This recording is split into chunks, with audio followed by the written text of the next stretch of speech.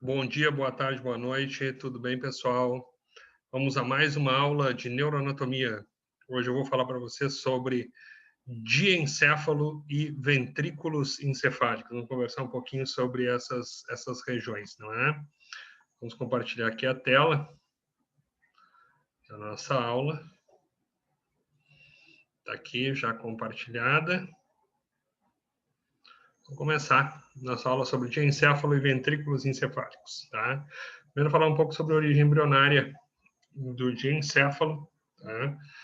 Diencéfalo que vem lá do prosencéfalo, lembrando que as três vesículas primárias que nós temos no desenvolvimento embrionário são encéfalo anterior, encéfalo médio e encéfalo posterior, ou também conhecidos como prosencéfalo, mesencéfalo e romboencéfalo, tá? Esse prosencéfalo, né, que é o encéfalo anterior, ele vai dar origem ao cérebro. O cérebro, ele é o quê? O cérebro, ele é o diencéfalo e o telencéfalo, tá? A porção mais abaixo, mais caudal desse prosencéfalo, né, vai gerar o diencéfalo, que vai ter tálamo, epitálamo, subtálamo e todos os tálamos que vocês vão ver daqui para frente, tá? E a cavidade desse diencéfalo é o terceiro ventrículo, tá? A gente vai falar hoje bastante sobre os ventrículos, porque nós não tínhamos comentado isso mais a fundo hoje, então a gente precisa conhecer muito sobre o terceiro ventrículo para entender o diencéfalo, então a gente já vai comentar sobre os outros ventrículos também, tá bom? Bom, então vamos começar a falar um pouquinho sobre os ventrículos, tá? Então olha aqui, ó. Nós temos 4 ventrículos, tá? Nós temos os ventrículos laterais aqui, ó. Tá? Aqui o ventrículo lateral esquerdo, isso aqui é, obviamente, a parte da frente do encéfalo, não é lobo frontal. Para cá, lobo occipital, parte dorsal, superior, inferior, tá? Cerebelo aqui, tá? Então, aqui, ó. Aqui nós temos uma representação como se o encéfalo fosse translúcido, não é? A gente está observando os ventrículos. Então, nós temos os dois ventrículos laterais, tá? Esses ventrículos laterais, tá? São o primeiro e o segundo ventrículo.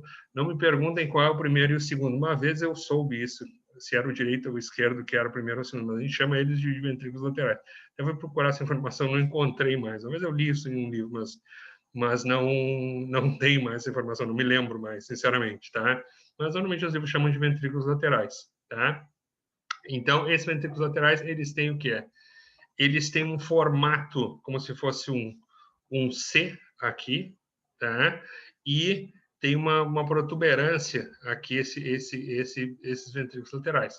Então, ele tem um corno frontal, um corno anterior, tá? Depois ele tem uma parte central, tá?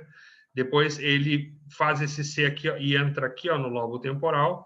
Então, ele tem um corno que é o lobo temporal, e ele tem essa protuberância, esse corno aqui, ó, que é o corno occipital, certo?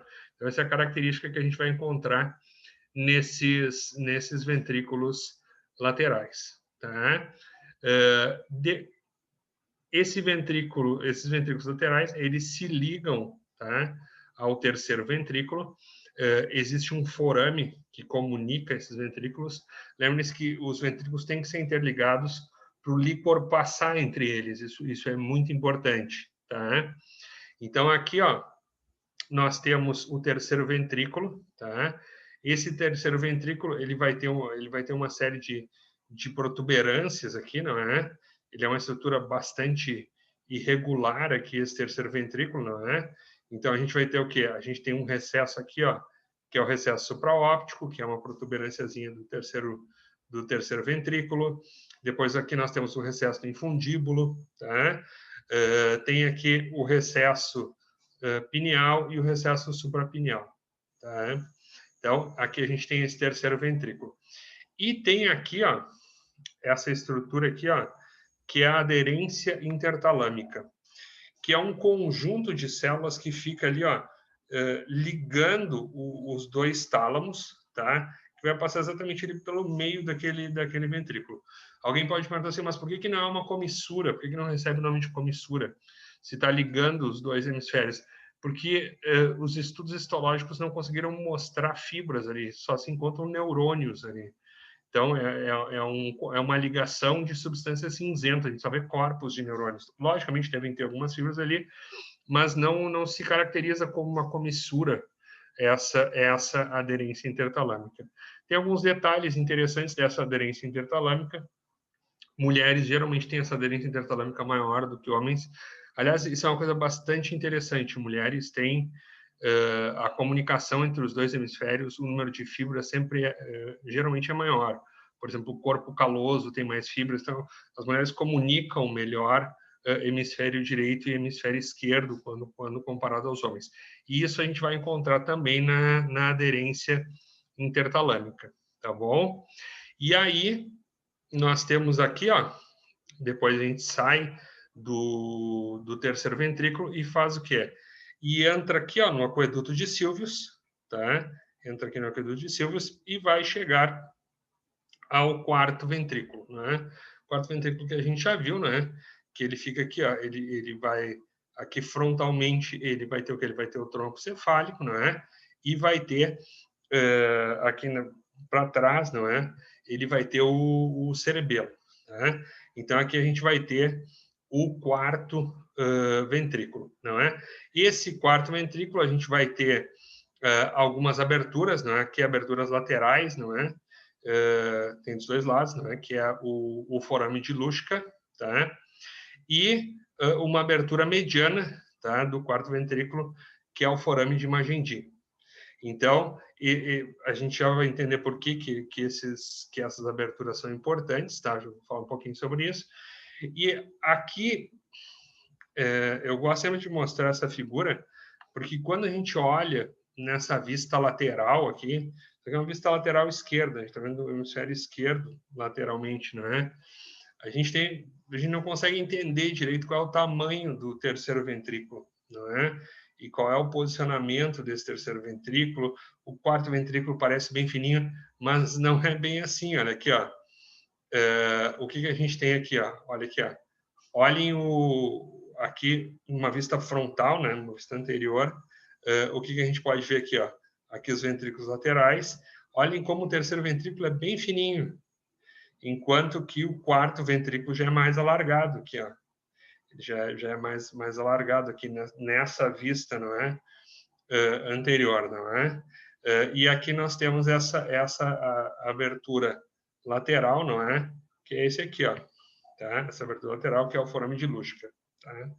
Por que tem esses forames? Pelo seguinte, as células ependimárias, não é? Do plexo coroide vão fazer o quê? Elas vão produzir líquor. Então, esse líquor ele vai circular nos ventrículos, não é?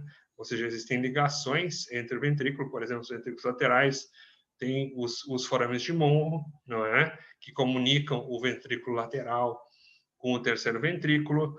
Depois tem o aqueduto de Silvius, não é? Que faz o quê? Que liga o terceiro ventrículo com o quarto ventrículo, tá? Então, tem toda uma comunicação entre esses ventrículos e o líquor circula por ali. E aí depois ele faz o quê? Ele sai aqui, ó. Ele vai sair, não é? Nessa cisterna aqui, ó, tá? Ele sai aqui nessa abertura lateral aqui do quarto ventrículo, tá? Ele sai nessa cisterna aqui, nessa cisterna magna, tá? E ele faz o quê? E ele entra para o espaço subaracnoide, ou seja, nós temos a dura mater, não é? A aracnoide, que está junto da dura mater, e depois tem a pia que está lá. Então, o espaço entre a aracnoide e a pia é o espaço subaracnoide. Ele entra nesse espaço aqui, ó, e depois ele faz o quê? E depois ele vai ser reabsorvido aqui, ó, nessas granulações aracnoideias. Tá? Então, tem um fluxo de líquor ali passando, não é? Sendo produzido e sendo reabsorvido. Tá? Bom, um detalhe interessante é que os ventrículos laterais, se vocês fizerem um corte coronal aqui, ó, se vocês fazem esse corte coronal aqui, ó, vocês vão ver o quê? Vocês vão ver os ventrículos laterais em cima e embaixo, tá? Então, olha aqui, ó. Se eu corto bem aqui, ó, eu pego o ventrículo lateral em cima e embaixo. Olha essa imagem aqui, ó. Você imagina para ver bem direitinho isso daqui, ó. Então, o que eu tenho aqui, ó? Olha aqui, ó. Isso aqui é um corte coronal, aonde eu estou vendo o que é? Aonde eu estou vendo aqui, ó. Isso aqui é ventrículo lateral, tá? E isso aqui é ventrículo lateral, tá? Aqui o plexo coroide, né, para produção de líquor, e plexo coroide, tá? E aqui é o terceiro ventrículo, né? Terceiro ventrículo aqui, tá? O diencéfalo, ele é como se ele envolvesse o terceiro ventrículo.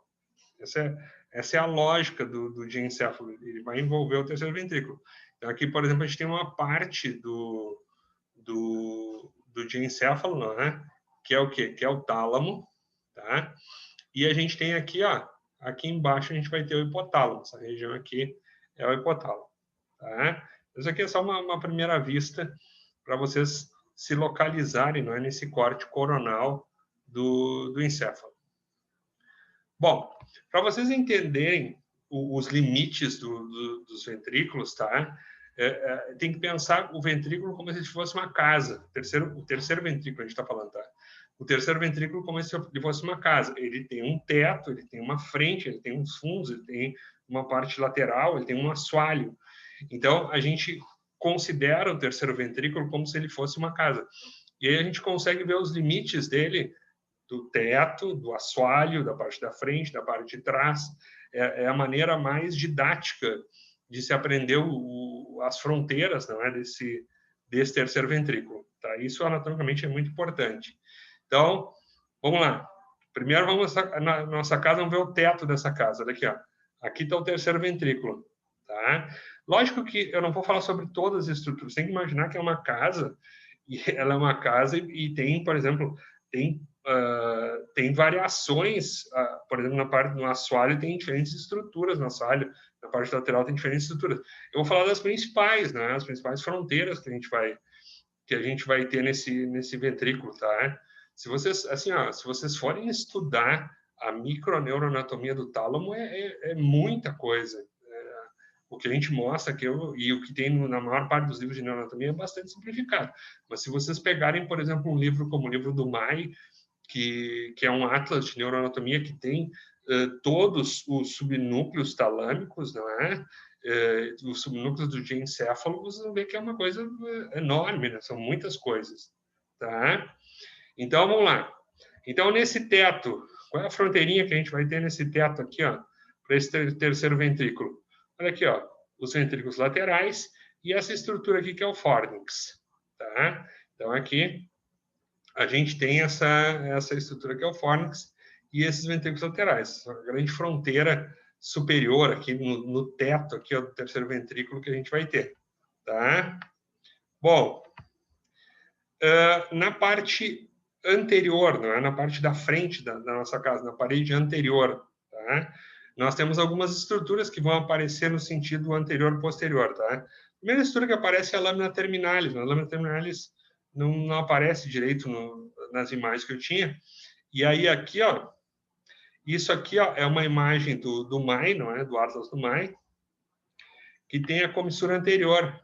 Olha aqui, ó. A comissura anterior é uma fronteira aqui, ó. O terceiro ventrículo está começando aqui, ó, bem aqui onde está a comissura anterior. Né? Essa comissura anterior aqui é um limite, não é, desse terceiro ventrículo. Tá? Aqui está sendo o comecinho dele aqui na comissura anterior. Sempre lembrando que, em termos de coordenadas estereotáxicas, quando a gente fala em estereotaxia, a comissura anterior é o ponto zero, né?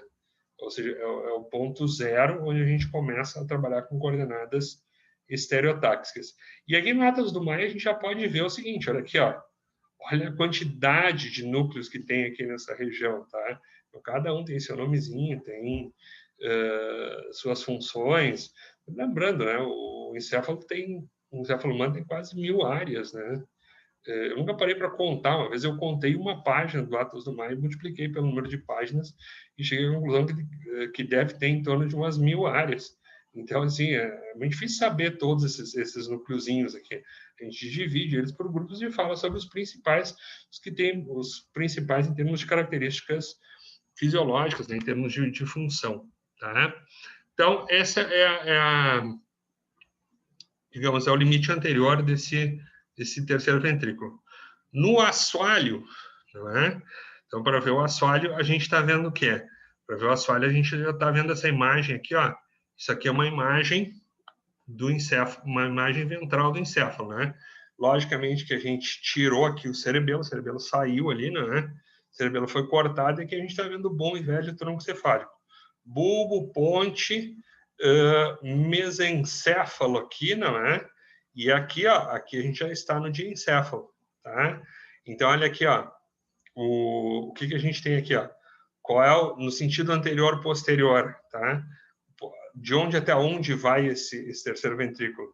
Ele começa aqui, ó, no quiasma óptico, ele passa pelo infundíbulo, né, que são aquelas fibras que vão ir para formar a hipófise, não é?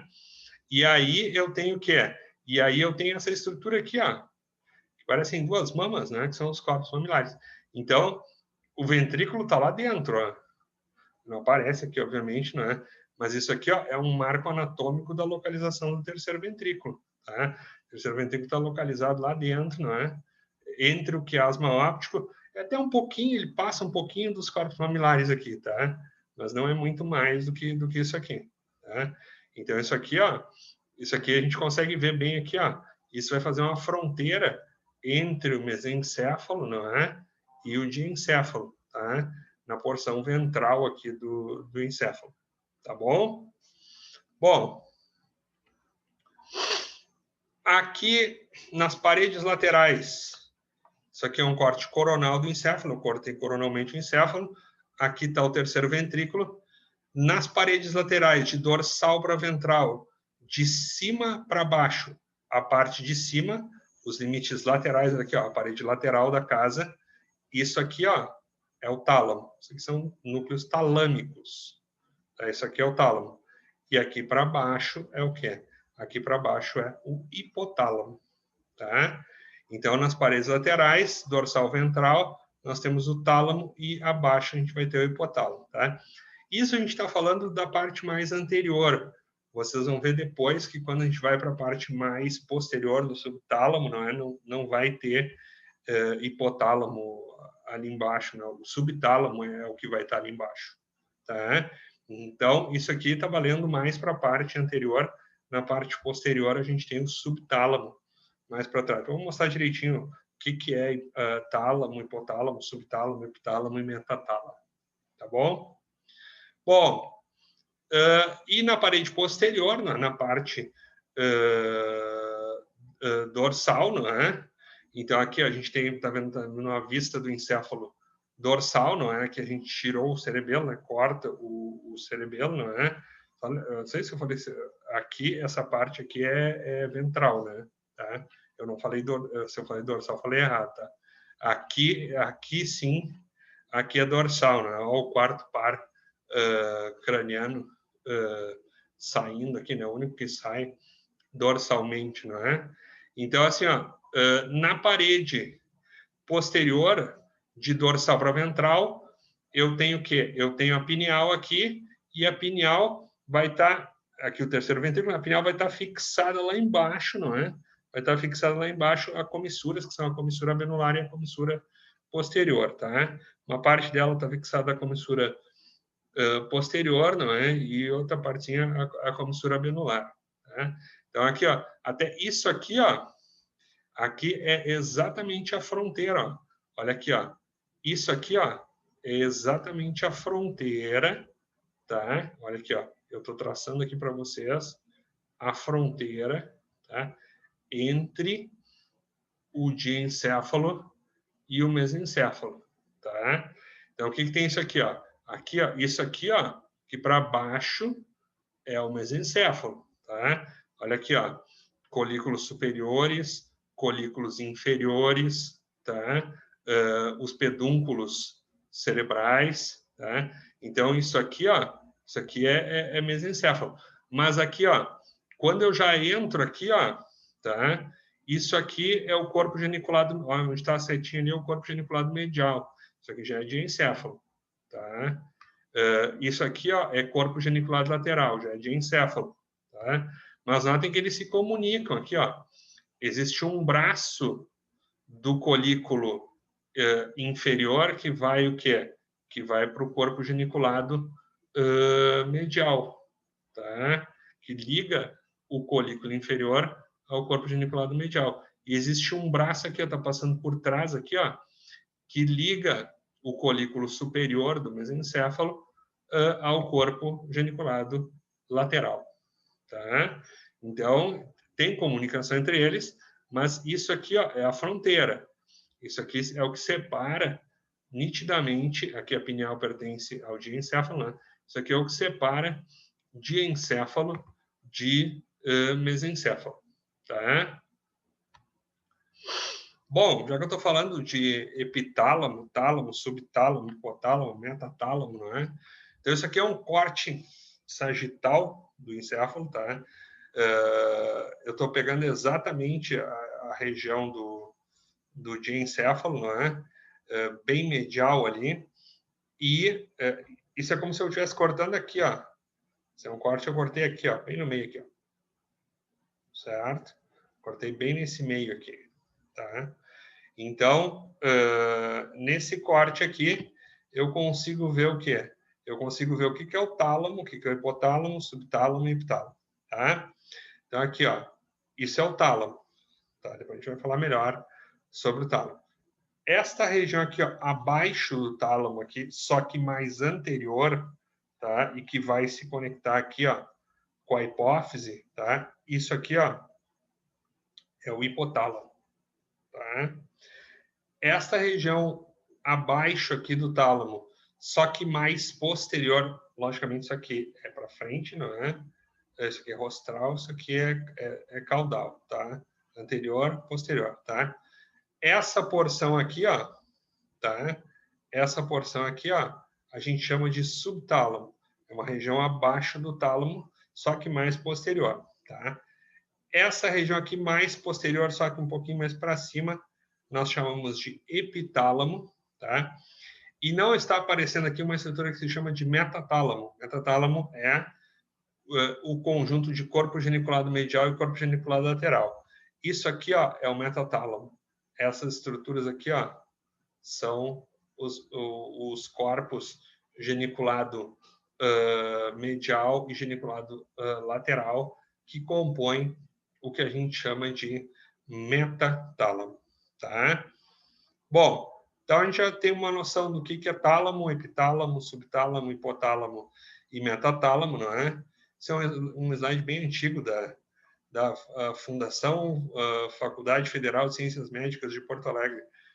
O autor foi um professor de lá, né? Isso são aqueles slides que passam de professor a professor. Um professor da UFSC me mandou esse slide e eu uso nas minhas aulas. Até nem sei que pelas iniciais não consigo identificar quem é o professor. Muito obrigado a ele, né, pelo slide. Essa é uma figura bastante comum de vários livros de neuroanatomia, tá bom? Bom, vamos primeiro ao tálamo, tá? Olha aqui, ó. Isso aqui, ó, é o tálamo. Tá? Essa estrutura aqui, ó, é o tálamo. Então, o que a gente pode ver aqui, ó? Isso aqui é um corte como se eu cortasse horizontalmente o encéfalo e também eu tiro um pedacinho aqui, ó, tem uma cavadinha aqui, ó, tá? O que eu tenho aqui?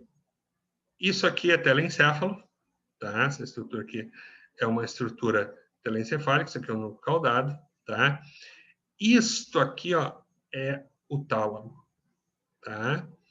Esta estrutura aqui é o tálamo, tá? Então, aqui a gente tem essa estrutura que é o tálamo. Para cá anterior, para cá posterior, tá?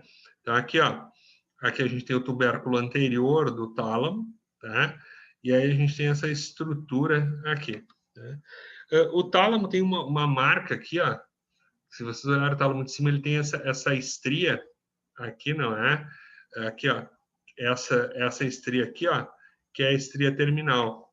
Vou voltar aqui, ó, para vocês. Depois eu vou falar sobre as fronteiras do tálamo, tá? Depois eu falo sobre. Opa, não, até nem falo sobre as fronteiras do tálamo. Aqui, ó. É importante. Aqui, ó. Cadê as figuras? Aqui, ó. tá? As fronteiras do tálamo, vamos lá. Tá? Aqui no corte coronal, tá? O que eu tenho aqui, ó? Eu tenho essa estrutura aqui, ó, ela é fundamental, tá? Porque essa estrutura aqui, ó, isso aqui é um conjunto de fibras que vem do córtex cerebral e faz o quê? E tá passando por aqui, ó. Isso aqui separa o diencéfalo do telencéfalo, tá? Esse conjunto de fibras aqui que está vindo do córtex, está passando, está indo em direção ao tronco encefálico, está indo em direção à medula espinal, tá? Vai formar a córtico espinal lateral, a córtico espinal ventral, a córtico pontina, a córtico bulbar, tá? Esse conjunto de fibras aqui, ó, é conhecido como cápsula interna, tá? Essa cápsula interna, né, que vai acabar gerando, depois ela desce lá e gera os pedúnculos cerebrais, tá? Então, essa cápsula interna aqui, ó, é o que separa o tálamo, tá? Separa o tálamo e o diencéfalo, não é? Separa o diencéfalo do telencéfalo. E aqui, ó, o que a gente estava vendo naquela figura? A gente estava vendo aquilo de cima. É como se eu tirasse essa parte aqui e estivesse olhando de cima. Então, aqui, ó, tem um conjunto de fibras aqui, ó, que a gente chama de estria terminal. Se vocês olharem de cima, a separação entre o... isso aqui se continua, né? Se vocês olharem de cima, a separação entre o diencéfalo e o telencéfalo, ela é feita por quê? Ela é feita por essa estria terminal aqui, ó. Tá? Então, olha aqui, ó. Vou dar uma olhadinha aqui, ó. Aí a gente vai aqui na imagem aqui, ó. Olha aqui, ó. Aqui tá aquela estria terminal, ó. Olha como o plano de corte é diferente. Aqui é a estria terminal. E aqui tá esse tálamo. Tá? Bom, o tálamo não é muito grande. Não pensem que o tálamo é uma estrutura... O próprio diencéfalo todo não é muito grande, tá? Mas assim, ó, o tálamo é uma parte do diencéfalo. Então, ele tem um formato ovoide, esse aqui é o formato do tálamo, aqui um tálamo e aqui o outro tálamo, tá? Os dois tálamos sendo representados aqui. Não me parece muito um formato ovoide, me parece mais... Os livros falam em formato ovoide, para mim me parece mais um formato de uma bola de futebol americano, o tálamo, tá? Mas nunca vi descrito em algum livro formato de uma bola de futebol americano, tá bom? Mas assim, ó, o tálamo tem um formato ovoide, segundo os livros, né? E quais são as dimensões do tálamo? Olha aqui, ó. No sentido rostral caudal, ele tem aproximadamente 3 centímetros, tá? No sentido dorsal ventral, ele tem aproximadamente 2 centímetros. E no sentido lateral medial, ele tem aproximadamente 2 centímetros, tá? E o tálamo, vocês podem ver que aqui ó, tem vários núcleos, tá? Ele tem núcleos relacionados à porção medial, tá? Ele tem núcleos relacionados à porção anterior, ele tem núcleos relacionados à porção ventral, tá? E ele tem núcleos que ficam no meio aqui, ó, dessa lâmina. Isso aqui a gente chama de lâmina medular medial. É uma lâmina, é um conjunto de fibras que tem um formato de um Y no tálamo, tá? E tem alguns núcleos que ficam ali. Aqui tem uma representação de um corte, tá? Aqui, ó. Opa, vou voltar aqui. Ó. Aqui está se fazendo um corte, tá? E a gente pode ver esses núcleos aqui, ó, tá? Então, como é que a gente divide esses núcleos? A gente tem os núcleos anteriores, tá?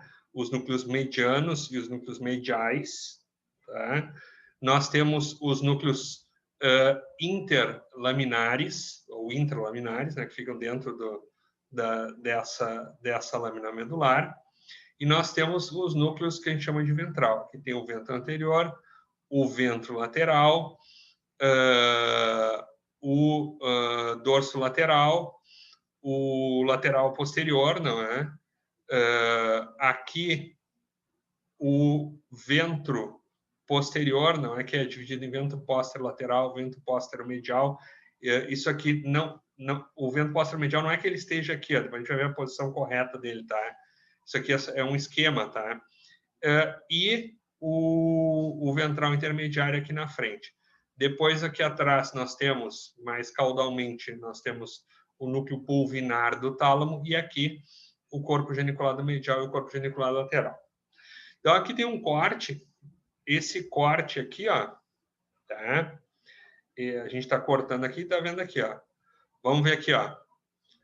Esse núcleo aqui, ó, isso aqui é um núcleo mediano, tá? Esse aqui é um dos núcleos medianos, isso aqui é o médio dorsal, tá? Aqui, o medial, aqui tem a lâmina medular, né, que é isso aqui, ó, tá? Então, eu tenho o quê? Eu tenho essa lâmina, eu tenho os núcleos intralaminares, tá? Eu tenho o núcleo centromedial, que é intralaminar também, está dentro dessa lâmina aqui. Depois, eu tenho aqui, eu estou cortando bem aqui, ó, eu estou pegando um pedacinho, esse pedacinho aqui, ó, do pulvinar, aqui, ó, tá? Depois, eu tenho o núcleo látero-posterior, que é esse aqui, tá? Ventro posterolateral, ele é ventral, ele é posterior e ele é lateral. E eu tenho o ventro, ele é ventral, está para baixo, ele é posterior, está para trás, póstero-medial. Por isso que o ventro posterolateral e o ventro póstero-medial não estão nessa posição aqui. Isso aqui é um esquema, tá? Porque não teria como mostrar no esquema, porque o ventro posterolateral tapa o ventro póstero-medial. E o ventro posterolateral ele é externo e tapa o ventro póstero-medial, tá? Mas assim, ó, em termos fisiológicos, qual é a diferença dos núcleos, tá? Então, a gente tem classificações para esses núcleos talâmicos. Então, a gente tem núcleos de primeira ordem. O que são núcleos de primeira ordem? São núcleos que recebem vias que vêm do tronco encefálico e da medula espinal, tá? Que estão recebendo uma série de informações que estão passando pelo tálamo, estão indo em direção ao, sei lá, ao córtex, tá? E vias que vêm do córtex para o tálamo e passam via, saem, não é, do córtex cerebral via camada 6. Vocês não viram ainda, mas o córtex cerebral ele tem 6 camadas, tá? Então, esses axônios estão saindo de neurônios, estão na camada 6. Só que o tálamo, ele serve para fazer uma outra coisa. O tálamo, ele serve para fazer o seguinte. Esses são chamados neurônios de primeira ordem, tá? O tálamo serve para fazer o seguinte. Ele serve para fazer conexões entre diferentes regiões do córtex cerebral. Então, o que acontece? Uma região do córtex cerebral manda fibras para o tálamo e o tálamo faz o quê? Se comunica com outra região. Então, são neurônios piramidais da camada 5 de uma região que manda para núcleos talâmicos, e esses núcleos talâmicos mandam informações para outra região do córtex, tá? Então, esses são núcleos de ordem superior, ou seja, eles trabalham só com o que está acontecendo no telencéfalo, só com o que está acontecendo no córtex cerebral. Então, são neurônios piramidais da camada 5, lembrando que o córtex cerebral tem 5 camadas, não é? E ele faz o quê? Essas fibras chegam até o tálamo e o tálamo se comunica com outra região cortical. Então, esses são Então, a gente tem núcleos aqui que são núcleos primariamente de primeira ordem e tem núcleos que são de ordem superior. Cada núcleo tem uma função diferente, não é? Nesse tálamo, tá? Vamos falar um pouco de iodologia, um pouquinho de vias do tálamo, não é? Quem se liga com quem? Para que servem esses núcleos, não é? Núcleo anterior do tálamo. Primeiro são núcleos anteriores do tálamo. São mais de 3. Alguns falam em 3 núcleos, né? Mas eu acho que se procurar bem no Maia é capaz de ter mais, tá? Então, assim, ó, com quem esse núcleo anterior do tálamo, que está marcado aqui em amarelinho, tá? Com quem ele se comunica? Hipocampo, corpos mamilares ou núcleos mamilares, né, do hipotálamo, córtex retroesplênico um pouquinho mais para trás aqui, córtex pré-frontal lá na frente, giro do cíngulo. Então, ele vai se comunicar com todas essas áreas, tá? Tanto que uma lesão de núcleo anterior é o que a gente encontra na síndrome de Wernicke-Korsakoff, aquela síndrome que o paciente tem deficiência de vitamina B1, de tiamina, não é? Pelo uso de grandes doses de álcool, não é? Às vezes ele faz uma reposição dessa B1 e isso restabelece logo essas conexões, né? Dependendo de como for essa Wernicke-Korsakoff aí, não é? Por quê? Porque os núcleos anteriores se ligam nos corpos familiares. Então, o paciente tem uma degeneração de corpos familiares e de núcleos anteriores, não é? Do tálamo, tá? Então, já vimos o que tem no amarelinho ali, não é? Podologia, estudo das vias neurais, tá? A gente usa bastante esse termo. Podologia dos núcleos mediais. Com quem esses núcleos mediais se comunicam, não é? Se comunicam com núcleos da base, se comunicam com as amígdalas, não é? Se comunicam com o mesencéfalo. Então, quando se comunica com o núcleo da base, vai estar relacionado a controle de postura e movimento. Quando se comunica com as amígdalas, vai estar responsável a determinadas emoções, e o mesencéfalo, uma série de funções, tá? Então, esses são os núcleos mediais. Olhem aqui, ó. Esses núcleos intralaminares, tá? Esses núcleos intralaminares, eles são muito importantes porque eles fazem o seguinte: é por ali que vêm as fibras do sistema reticular ativador. Então, o que acontece? Para vocês estarem acordados, tem que sair fibras da formação reticular, tá? Lá do tronco cefálico, fazer o seguinte: passar pelo tálamo por esses núcleos por esses núcleos interlaminares, tá? Fazer sinapse com esses núcleos interlaminares, e esses núcleos interlaminares, eles se projetam, tá? Para o córtex para ativar o indivíduo, para acordar ele, tá? Então, aqui a gente tem um exemplo do que acontece. Olha aqui, ó. Aqui a famosa via da dor, não é? Ou seja, aqui, por exemplo, o indivíduo, alguma coisa está gerando dor nele, lembre-se que toda a sensação protopática termogésica nociceptiva sente pelo feixe espinotalâmico anterolateral. Então, olha aqui, ó, a informação de dor, temperatura, tato protopático, que é o tato grosseiro, faz o quê? Entra no corno dorsal, imediatamente decursa para o sistema anterolateral, e quando decursa para o sistema anterolateral, faz o quê? Algumas fibras já fazem sinapse aqui, ó, com a formação reticular. Tá? Já vão fazer sinapse aqui com a formação reticular.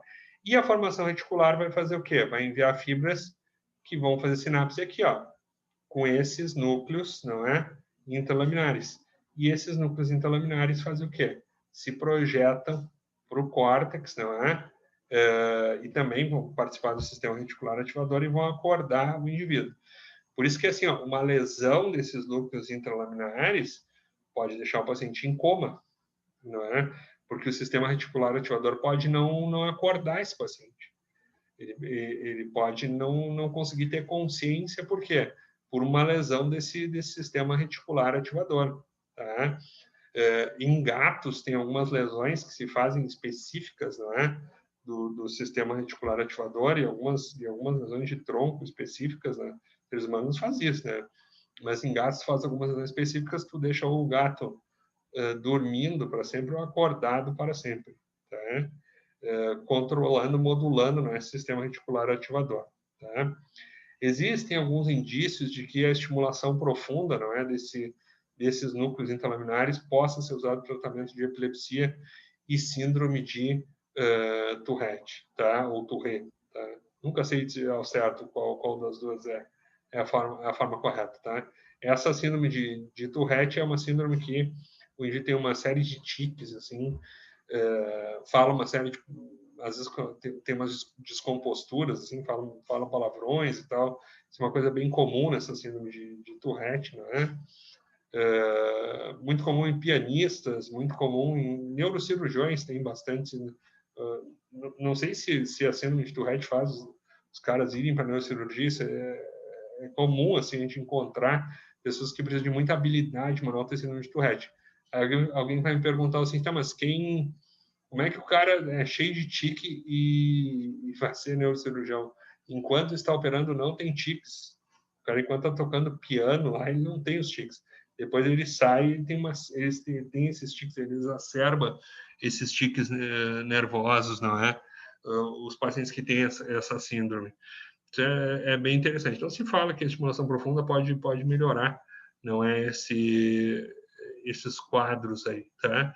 Não acompanho muito essa literatura aí, mas alguns livros falam sobre isso, tá bom?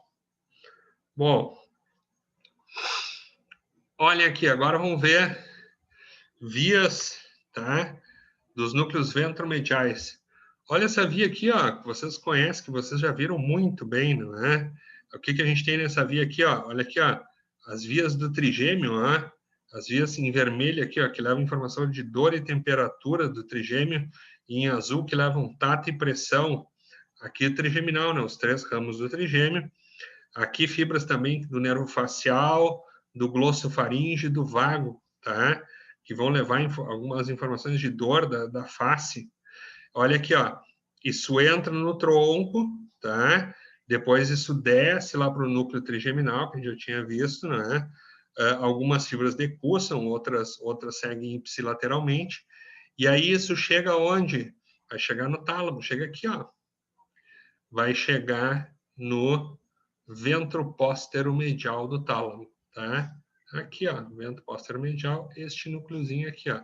E também algumas fibras chegam no núcleozinho que está do lado aqui, ó, que é o centro medial.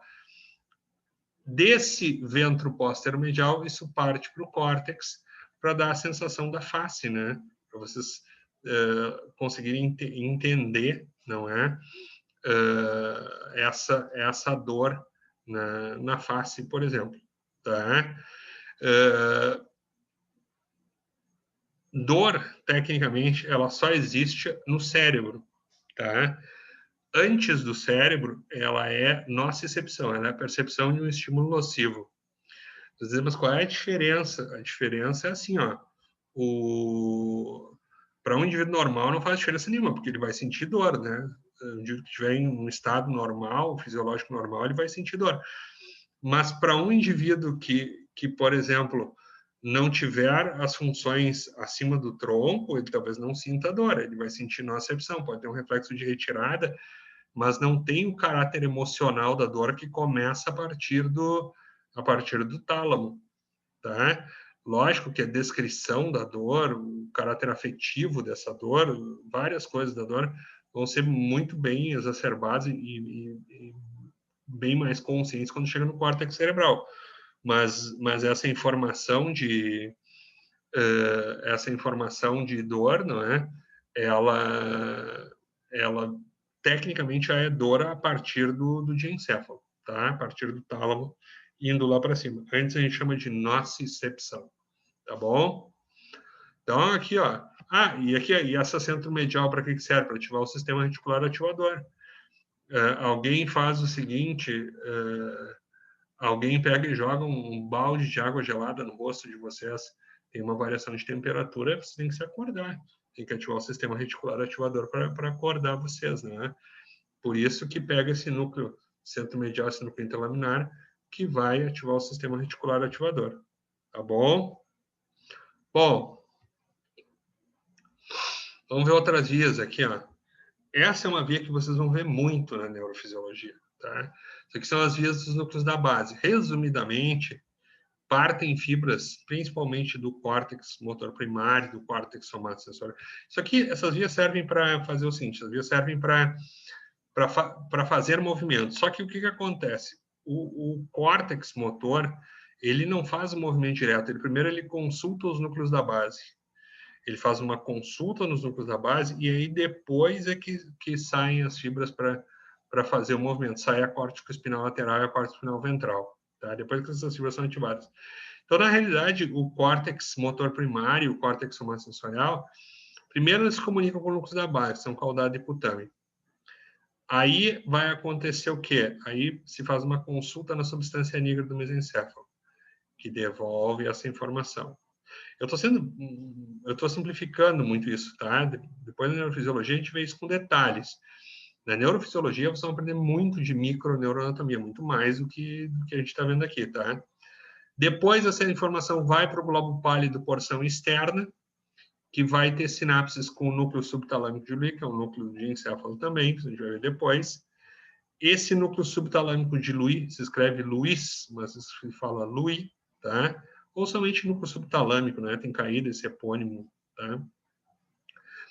Esse núcleo do subtalâmico se comunica com o globo pálido, porção interna, e o globo pálido vai para o tálamo, que é o nosso objetivo agora, nesse momento aqui, né?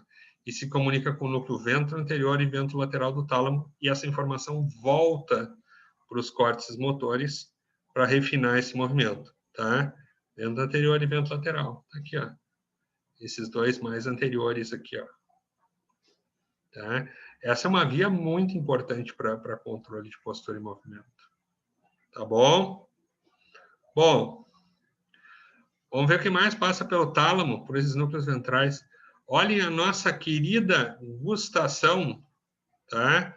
Olha aqui, ó, sétimo par craniano, tá? Um ramo sétimo par craniano no corda do tímpano, tá? Que leva a informação gustativa dos 2/3 anteriores da língua.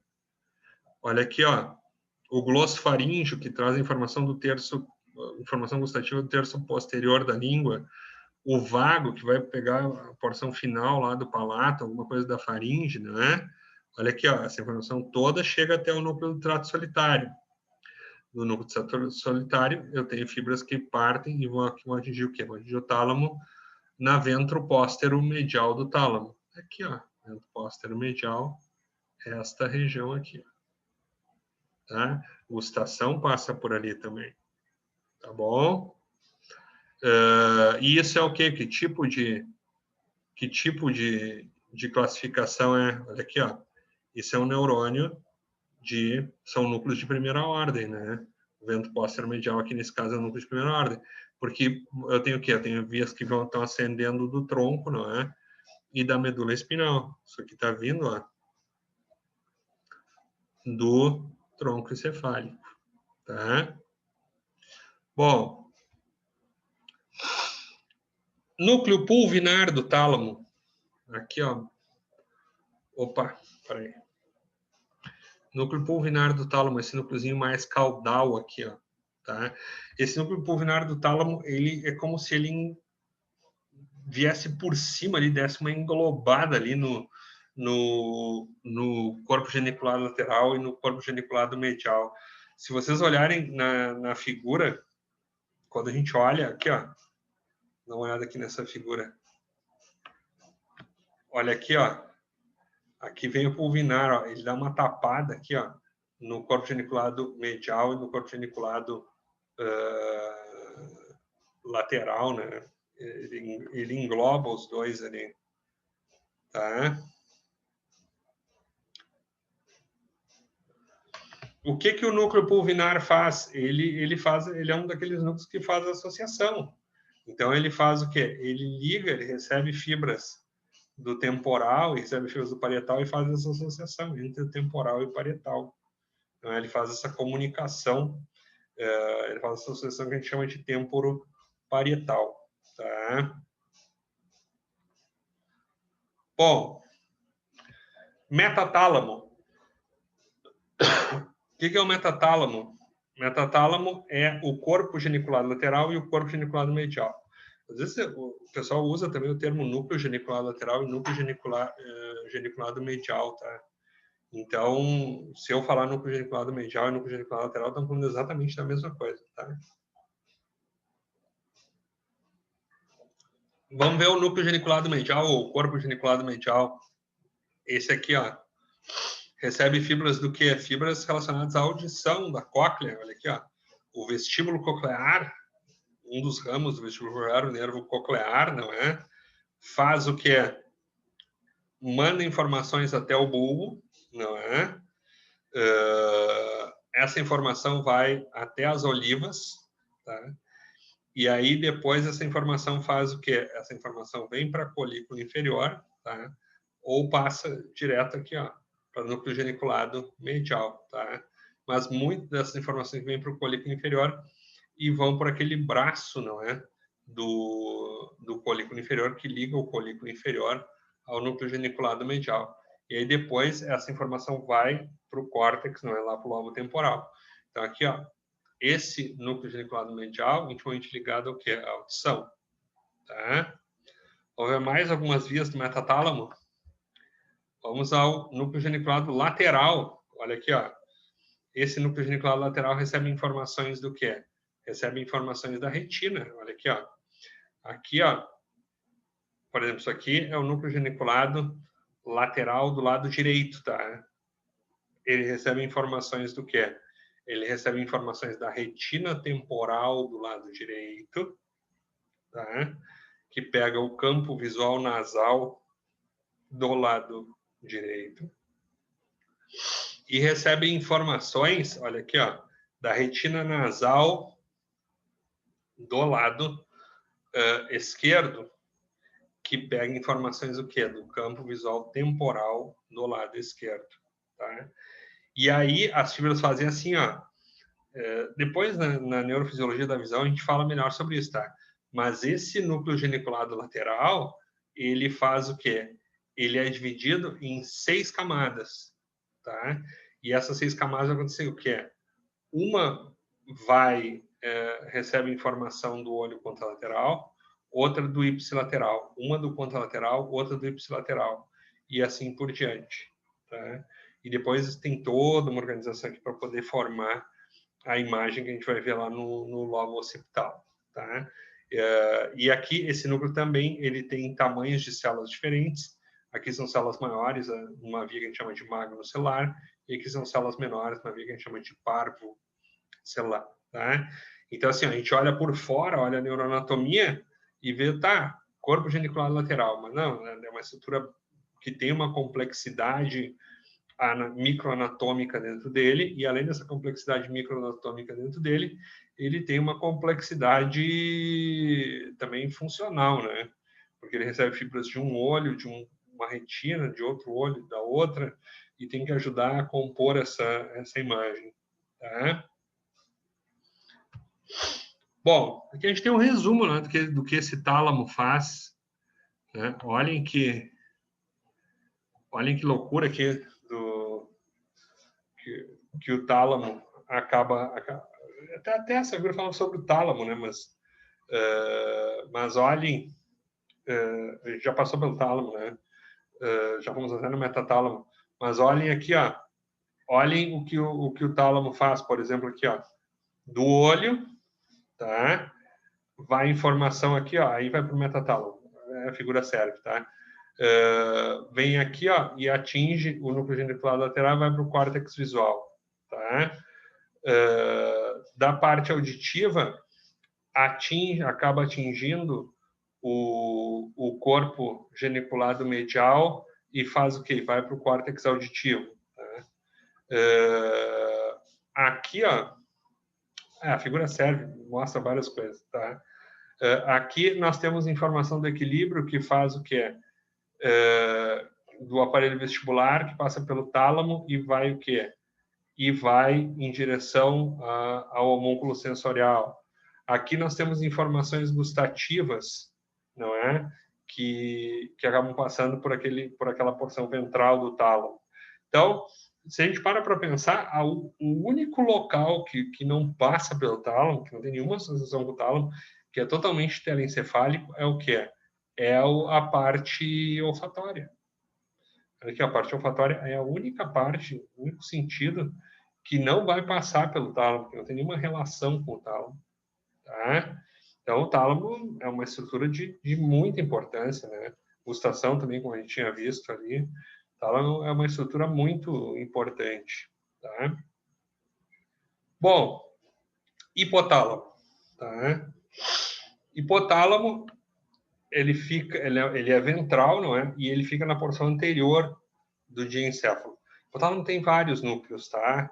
Aqui, quando a gente vai para a parte endócrina, né, a gente já teve aula de endócrina, teve aula de hipotálamo, a gente fala sobre alguns núcleos, sobre as funções desses núcleos, não é? Então, tem diferentes núcleos, tem grupamentos de corpos celulares diferentes núcleos, tá?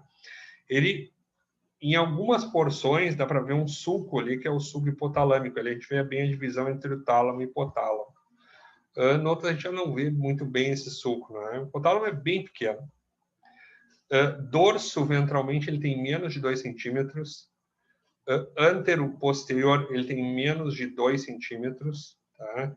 E lateral-medial, ele tem menos de 1 centímetro. Então, ele é uma estrutura bem pequenininha.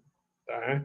Aqui a gente tem os vários núcleos que compõem o hipotálamo, né? A gente tem o núcleo supraquiasmático, por exemplo, que é responsável por ajudar a controlar o ritmo circadiano. Nós temos o núcleo supraóptico, tá? O núcleo paraventricular aqui, ó, que produzem ocitocina e ADH. Então, tem vários núcleos que produzem diferentes substâncias, né? Olha aqui, ó, aquele sulco hipotalâmico aqui nesse corte sagital, não é aquele sulco hipotalâmico que faz o quê? Que separa o tálamo do hipotálamo que eu tinha falado para vocês. Bom, esses núcleos hipotalâmicos, eles se localizam em diferentes regiões, tá? Quando a gente fala em hipotálamo. Nós temos núcleos que são mais laterais, nós temos núcleos que são mais mediais, e nós temos núcleos que são bem junto ao terceiro ventrículo, são os periventriculares. Tá? Isso é uma característica do hipotálamo. Bom, quem se comunica com o hipotálamo? Quais são as principais conexões do hipotálamo? O hipotálamo tem várias conexões, tá? Essas aqui são as principais. Aqui, duas regiões relacionadas ao olfato, tá? O tálamo não se comunica diretamente com o olfato, tá? Mas o hipotálamo, sim, tá? Até tem algumas vias olfatórias que acabam passando pelo tálamo, tá? Não sejam tão cruéis com o olfato assim, tá bom? Se for estudar neuroanatomia a fundo, vai ter alguma coisa que passa pelo tálamo, tá? Alguma comunicação que acaba tendo. Então, assim, ó, aqui, córtex órbito frontal e área olfatória primária, não é, relacionados ao olfato, se comunicam com o hipotálamo. A amígdala, relacionada a uma região que é responsável por dar uma cor nas memórias, não é? Também relacionada a comportamento agressivo, se comunica com o hipotálamo. Hipocampo, que é fundamental para o processo de formação de memórias. O tronco encefálico, tá? Retina, a via retina hipotalâmica, que é uma via muito conhecida, que parte das células ganglionares da retina e acaba fazendo o quê? E acaba ajudando a controlar o ritmo circadiano, porque essas fibras chegam direto no núcleo supraquiasmático, tá? Essas são as principais informações que chegam ao hipotálamo. E o que sai desse hipotálamo? Para onde ele se comunica principalmente? Tronco cefálico, tálamo, amígdala e hipófise, tá? Funções do hipotálamo. Assim, tem uma aula inteira sobre hipotálamo que a gente usa na neurofisiologia, na fisiologia cardiovascular, e quem quiser procure no meu site e eu falo um tempão sobre hipotálamo, explico todas as funções do hipotálamo, tá? Mas assim, ó, de uma maneira geral, regula a temperatura corpórea, regula ritmo circadiano, regula a ingesta de alimentos e água, regula a diurese, né, porque produz ADH, regula o sistema endócrino, ativa o sistema simpático. Então, assim, ó, quando vai falar de hipotálamo, são mais de 2 horas falando só sobre funções hipotalâmicas, não é? Aqui tem uma uma das minhas favoritas, não é? Quando a gente tem um determinado estresse, o córtex faz o quê? O córtex se comunica com o hipotálamo, ativa o hipotálamo, e o hipotálamo faz o quê? Ativa a porção intermédio lateral da medula espinal e faz o quê? Ativa a medula da suprarrenal e aumenta a liberação de adrenalina, principalmente. Aí vai aumentar a frequência cardíaca, a força de contração do miocárdio, broncodilatação, vasodilatação de musculatura estriada esquelética, para poder fazer o quê? Para entrar numa situação de luta ou fuga, para poder resolver, não é? Um problema de luta ou fuga. E, ao mesmo tempo, não é? Vai liberar o hormônio liberador de corticotropina, que vai entrar na circulação, vai chegar na adenopófise, não é? Lembrando que o hipotálamo tem ligações vasculares com a adenopófise, vai fazer a adenopófise liberar mais ACTH, vai liberar mais cortisol e aldosterona, vai reter mais água, vai reter mais sal, vai suprimir o sistema imune, vai utilizar rotas catabólicas para poder acabar gerando energia. Então, aqui a gente vê como o hipotálamo é um centro integrador, tá? Ele recebe uma informação que vem lá do córtex e faz o quê? E ativa o sistema simpático e acaba ativando o sistema, o eixo hipotálamo, hipófise adrenal, para fazer o quê? Para poder aumentar a cortisol e aumentar a aldosterona. Tá? Subtálamo. O que é o subtálamo? Só lembrando. Subtálamo é aquela parte que está lá embaixo do tálamo, está abaixo até do tálamo mesmo, né? Aquela parte que está lá embaixo do diencéfalo e mais posterior, tá? Então, isso aqui é um corte bem posterior, não é? A gente já tá bem para trás. Tanto que a gente está para trás que a gente já está o quê? Já está, se vocês olharem aqui, ó, olha aqui, ó, olha a imagem. Se eu tenho uma imagem do encéfalo aqui, ó. Olha aqui, ó. Aqui, ó, se eu fizer um corte aqui anterior, se eu cortar aqui, ó, onde eu pegar o hipotálamo, eu nem pego o tronco. Aqui, ó, esse corte vem, se eu fizer um corte coronal aqui, ó, eu não pego o tronco, tá? Quando eu já corto aqui, ó, quando eu corto no subtálamo aqui, ó, eu já vou pegar o tronco aqui, ó. Tá? Eu já vou acabar pegando esse tronco encefálico ali, tá? Então, o subtálamo, ele já pega a divisão entre o quê? Ele já vai pegar a divisão entre o diencéfalo e o mesencéfalo, tá? Então, olha aqui, ó. Vamos voltar aqui. Subtálamo, ele é o quê? Ele é uma zona de transição entre o diencéfalo e o tegmento do mesencéfalo. Podem ver aqui, olha aqui, ó. Eu tenho uma estrutura que é o quê? Que ela é diencefálica, que é o núcleo subtalâmico, que está no subtálamo, tá? Que é o núcleo subtálamo de Lewy. E abaixo eu já tenho uma estrutura que é mesencefálica, que é a substância nigra, tá? Qual é o limite superior, tá, do subtálamo? É o tálamo, aqui, ó. Isso aqui é o tálamo, acima do subtálamo eu tenho o tálamo, tá? Qual é o limite lateral? As fibras da cápsula interna que estão passando aqui, ó. Que estão vindo do córtex e estão passando aqui, ó. Tá? Qual é o limite anterior? O que está na frente? Está na frente o hipotálamo, né? Qual é o principal núcleo? Esse núcleozinho aqui, ó, o subtalâmico de Lewy. Que esse núcleo eu já tinha falado para vocês aqui, ó, que é o núcleo que as informações vêm do córtex, passam por putamen, se faz uma consulta na substância nigra, depois a informação vai para o globo pálido na sua porção externa, se comunica com o núcleo subtalâmico de Lewy, e o núcleo subtalâmico devolve para o globo pálido porção interna, devolve para o tálamo na porção vento anterior e vento lateral e volta para os córtex motores. Tá? Também pega um pouquinho de córtex somatosensorial.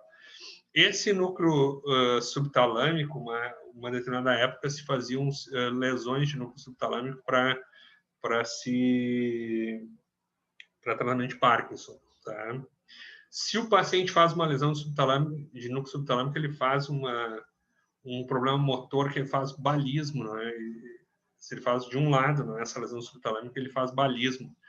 Então, ele atira, tem movimentos bruscos descoordenados e atira partes do corpo, né? Faz movimentos balísticos. Tá? Hoje se fala em estimulação profunda de núcleo subtalâmico para o Parkinson também. Tá? Tem uma corrente aí que trabalha com isso. Tá?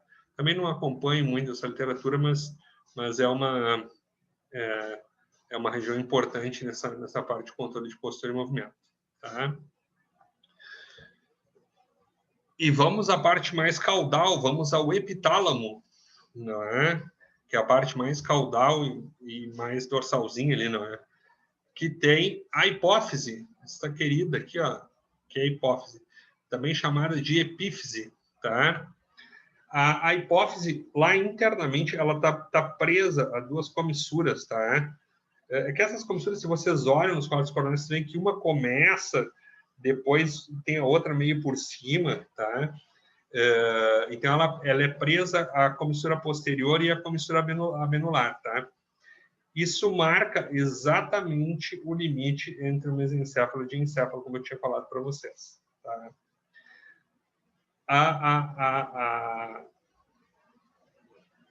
A hipófise, eu falei, não, a pineal, né? Tá? Talvez você tenha falado hipófise. Enfim, a pineal, ela é um divertículo, tá? De células ependimárias, não é? A origem embrionária dela é um divertículo de células ependimárias que saem lá do teto do terceiro ventrículo, tá? E ela tem um tipo celular que predomina ali é um tipo bem raro, que são os pinealócitos, que são alguns neurônios modificados, eles não têm axônios proeminentes. Assim. Secreta melatonina, que é um derivado de serotonina, né? 5-hidroxitriptamina, um derivado de serotonina. Tá? E melatonina é um hormônio que ele faz o seguinte, quando o indivíduo vai dormir, ele recebe um pico de noradrenalina, isso é até bem estranho, né? Porque ele recebe um pico de noradrenalina que é um pico do simpático, tá? Mas quando ele vai dormir, ele faz um picozinho de noradrenalina que estimula esses pinealócitos a produzirem melatonina e eles aumentam em até 10 vezes a produção desse hormônio, tá? E quando o indivíduo está acordado, claro, esse hormônio não... ele é bem baixo, não é? Parte da pineal se calcifica ao longo do envelhecimento, né? A gente até nota isso nos exames de imagem, né? Mas mesmo assim ela ainda é ativa, tem tipos celulares ali que ainda são ativos, tá? O fluxo sanguíneo da pineal é muito alto, tem capilares semelhantes aos capilares renais, são capilares fenestrados, fenestra é janela, não é em italiano, né? E são capilares que têm uma permeabilidade muito grande, não tem barreira hematoencefálica ali, tá? Então, assim, tem um fluxo sanguíneo muito alto, o fluxo sanguíneo da pineal só é menor que o fluxo sanguíneo renal. Tá? Então, essas são as características dessa estrutura. E, obviamente, recebe fibras que estão associadas à via retina hipotalâmica, né? As vias vão partem da retina, vão para o núcleo supraquiasmático e depois se comunicam com a pineal, não é? Então, participa, entre aspas, não é, da detecção de claro e escuro. Tá? A pineal tem uma coisa bem interessante. Tá? Dentro do processo evolutivo, a pineal é considerada o terceiro olho. Aqui, ó, se vocês pegarem alguns répteis e pegarem anfíbios, vocês veem que eles têm aqui, ó, essa parte da cabeça aqui, ó, eles têm um tecido que é mais translúcido, no qual a luz pode passar. Tá? Provavelmente isso aqui esse tecido translúcido aqui também ele deve ser acompanhado de uma cartilagem ali na fusão dos ossos do crânio, né? Que permite uma passagem de luz. Então esse é o chamado terceiro olho. E ali esses animais eles têm fotorreceptores. Então eles além do seu sistema visual eles ainda vão ter essa pineal com alguns fotorreceptores. Mas, assim, tem muito sentido, né? Esses animais, as vias visuais não são como as nossas, que vão, a maior parte das fibras vão para o córtex, vão aqui para o lobo occipital. Anfíbios e répteis, a maior parte das vias visuais vai em direção vai para o diencéfalo, né? E depois, ao invés de irem para o telencéfalo, não é? Elas vão para o mesencéfalo. Lembrando que nós temos essas vias que vão para o mesencéfalo, que vão ali para o colículo superior, não é? São vias importantes, mas para esses animais essas são as principais vias visuais, não é?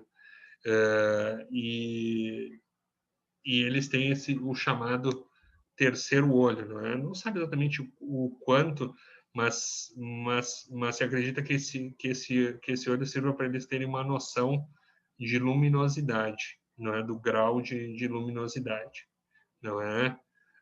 Talvez, sei lá, talvez para tá dormindo e aí, de acordo com o grau de luminosidade, tu te ativa, não é? E vai acordar esse animalzinho, tá?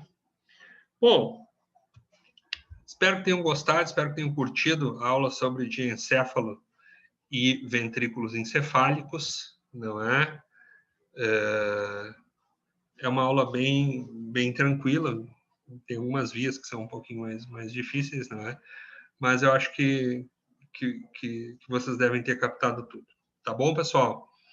Muito obrigado, um bom dia, boa tarde e boa noite. Aquele abraço.